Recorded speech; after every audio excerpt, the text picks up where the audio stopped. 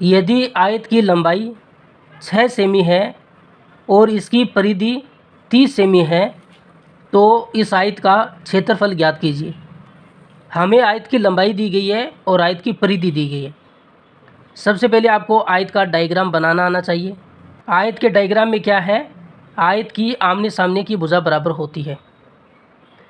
ये भुजा इसकी लंबाई है तो इसके सामने वाली भुजा भी इसकी लंबाई होगी। ये भुजा चौड़ाई है तो इसके सामने वाली भुजा भी चौड़ाई होगी। हमें इसकी लंबाई का मान दिया हुआ है। लंबाई का मान कितना दिया है? 6 सेमी दिया हुआ है, तो इसके सामने वाली भुजा भी 6 सेमी होगी। तो हमें क्या दिया है? आयत की परिधि 30 सेमी दी हुई है। आयत की परिधि कितनी दी हुई है? 30 सेमी। आयत की परिधि का मतलब क्या है? आयत की परिधि का मतलब है आयत का परिमाप। परिधि को ही परिमाप कहते हैं। इसकी चारों भुजाओं का जोड़ इसका परिमाप होता है। तो आयत का परिमाप हमें 30 सेमी दिया हुआ है और आयत के परिमाप का फॉर्मूला हम जानते हैं। आयत के परिमाप का फॉर्मूला होता है 2 गुना लंबाई प्लस चौड़ाई। इसकी जगह हमने इसका फॉर्मूला लगा दिया और इसका मान हमें दिया है 30 सेमी।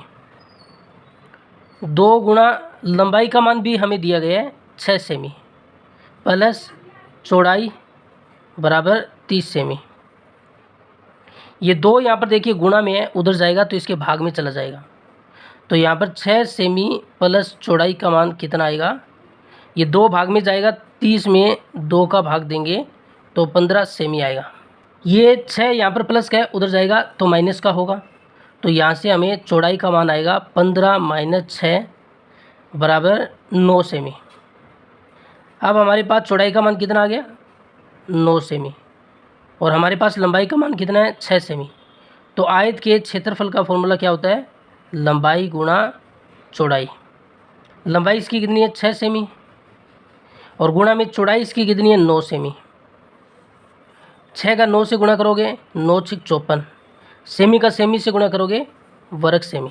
तो ये इसका क्षेत्रफल होगा।